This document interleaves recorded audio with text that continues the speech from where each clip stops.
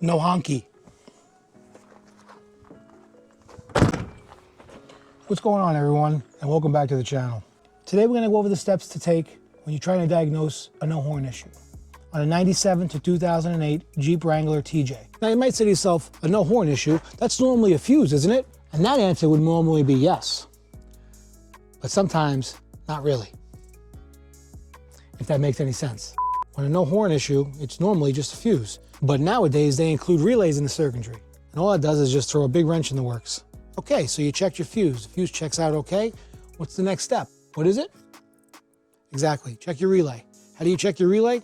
Well, personally, the fastest and easiest way I would check a relay is I would just switch it with the exact same relay that's in the vehicle. Switch it out. If the horn honks, you figured out the problem. It's your relay. You checked your fuse is fine. You checked your relay is fine. What's the next step, you might ask yourself? Well, I'm gonna tell you. You're gonna wanna do a visual check at the horns themselves. Double check the horns, make sure they're grounded, and make sure the power wires are connected properly. Before you start anything, you wanna make sure you have good connections at the horns. Once the horns check out okay, you're gonna wanna go to the source of the problem, the steering wheel. Come on. First, you're gonna wanna gain access underneath the steering column. So what you're gonna do is you're gonna start by taking out 2 Phillips screws. There's basically one on this side and there's one on this side. So let's get those 2 screws out.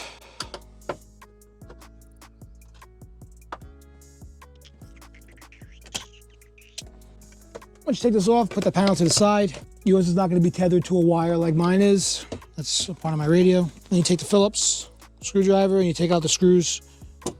And take this plate off. It's 4 screws, one on each side over here and then one on the bottom on each side.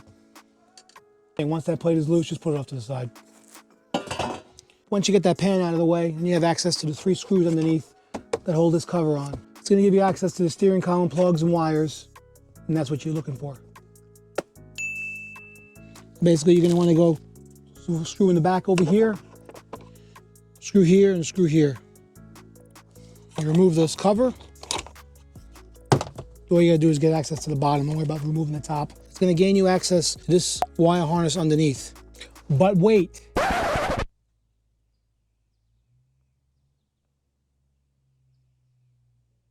Before touching any wires underneath the steering column, you must pull the airbag fuses. There's 2 of them in this vehicle. I guess one is for the driver, one is for the passenger. Pull both fuses so you're safe. If you don't pull the fuses and you hit the wrong wire, explosive things could happen. What the fuck? Now, just as long as you pull that airbag fuse, I digress. You're gonna wanna go underneath to this black box. There's a little yellow plug and there's like a little white, off-white plug. You're gonna wanna pull the off-white plug. You do that by, basically there's a little tab right here underneath. Okay, you basically go underneath the tab and pull down as you're pulling out the plug. You look for the yellow and red wire. The way the plug plugs in, it's on the left side. And then you take a power probe. You're gonna take your power probe, you're gonna put it to that wire, and you're gonna hit your ground. Then if the horn honks, you know everything on the other side of this switch is okay. Your fuses are okay, your relay is okay, and all your wiring to your horns are okay. Once you've determined all of that, now it's time to take apart the steering wheel. So let's do that. And there's 2 bolts behind the steering wheel. That's gonna loosen up your horn cover and gain you access to the horn button. And then you turn your steering wheel and it'll self-lock to gain you access to the other side. Okay, I'm gonna unlock the steering wheel just so this way everything goes back to normal. Okay, steering wheel straight up and down. Once you get those 2 bolts out, you pop off the horn button, okay, and you're gonna have a wire connected there. And you're gonna wanna basically, before you do anything else, go easy when you're pulling up this horn, when you're bringing up this horn, unless you wanna rip the wires out. Then if you want, just rip it away. But you're gonna take your power probe on the ground side and you're gonna touch this black and white wire onto this red wire, okay? That should honk your horn. If it doesn't honk your horn, then that means in between your horn button and this wire, something is not making a connection, okay? There's no continuity. And what's in between this horn button and this wire, you guessed it, the clock spring. And guess what, folks? We just diagnosed a bad clock spring. And we did it together. That's the best part. So basically what we have to do is we have to take off this steering wheel to get access to the lock spring. The lock spring is in the back behind the steering wheel, directly behind the steering wheel. Okay, you're gonna do is you're gonna continue taking this horn button off. Okay, you're gonna start by unclipping this black and white to the red wire. Easier said than done when you're recording. You're gonna wanna push in this little tang. At the same time, you're gonna wanna pull the spade clip off. And then that's gonna gain you a little bit more access to this yellow plug, and that's your airbag plug. You're gonna wanna take a flathead screwdriver, you're gonna wanna slide it up underneath the back of the clip and carefully pry the clip off. Okay, pops off. Is your airbag and horn button, exposing a 19mm nut. Okay, so loosen this 19mm nut all the way off.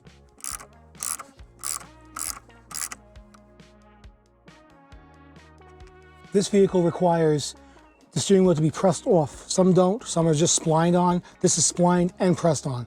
So once you get that nut out, you're going to need a steering wheel puller set. If you do not have a puller, usually auto parts stores have a program where they can loan you the tool. But you go to Harbor Freight and they're like $30 at Harbor Freight. You buy it once and you have it, you don't have to worry about it. Anytime I find an opportunity to buy a tool for a project, I buy that tool. Makes me feel good. Makes me feel all warm and cuddly inside. But anyway, you're gonna take that puller, you're gonna screw it into the uterus looking thing, and then you're going to put this little point on the end. On the steering shaft, there's a little dimple on the stud. You're gonna wanna put the point in that dimple. Okay, and then you're gonna wanna line up these two slots.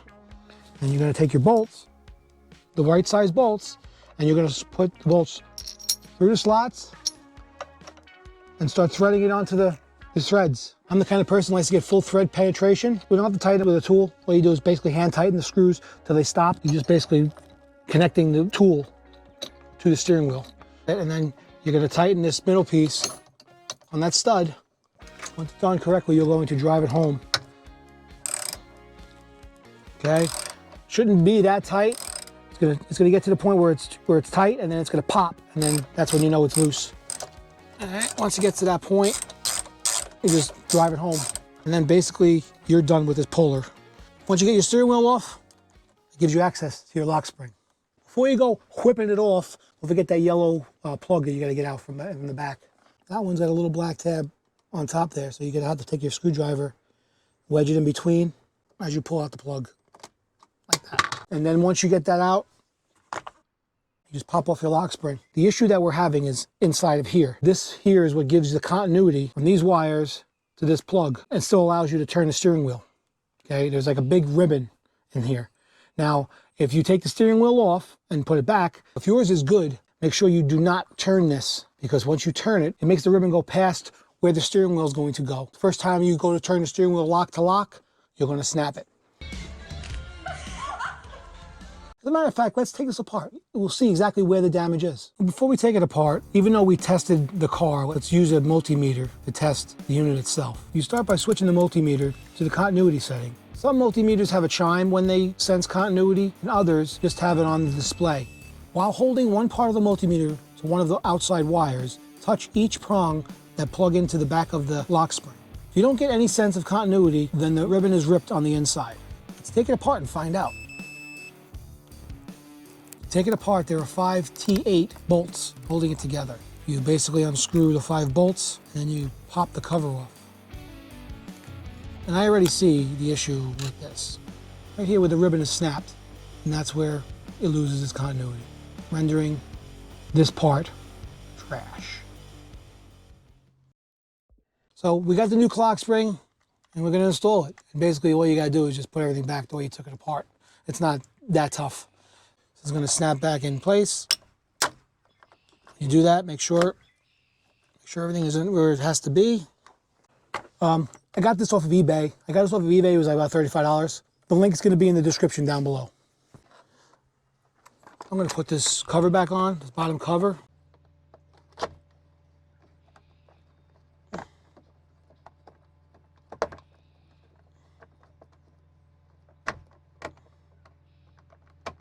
Before putting your steering wheel back on, if you want to test it, you just basically take your ground wire and you touch your steering shaft. It's time to put your steering wheel back on.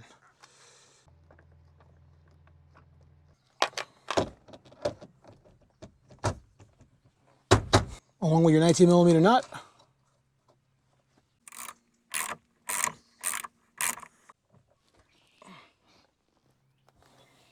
Okay, once you get that steering wheel back on, and just pop on your dash panels.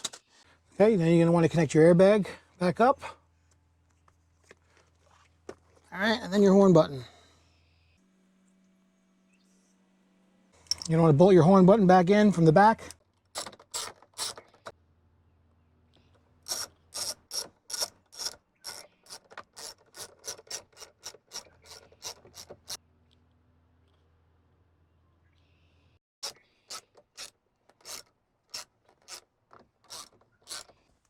Okay, so we're good to go. Horn works. I don't want to piss off my neighbors or get the little dogs barking. Once you're completely finished working on your steering wheel, plug in your airbag fuses again, and you're good to go. Oh yeah. When you're diagnosing electrical gremlins, it's best to use process of elimination. Basically, you're going to want to go from a known working component, make sure that that works, put power directly to it. Okay, it works. Then go to your power source, make sure you're getting power from your power source.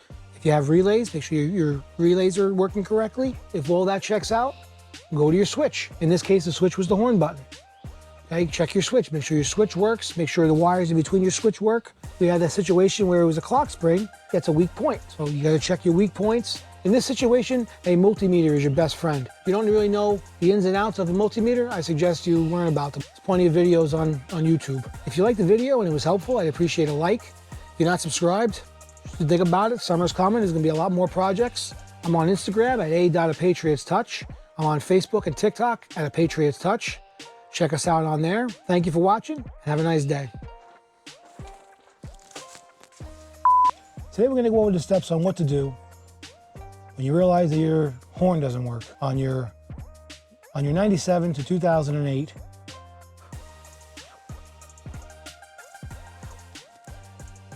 it actually might even be guys. Come on, fucking in between your horn button and this you're gonna want to drive it home with a socket and a rat shit. Once you've pulled the steering wheel, you're basically done with the puller, hence the name puller. Once you get that out, you drop your lock spring. And I forgot to mention the most important step of this whole operation. Don't forget to put your air fresheners back in. Perfect.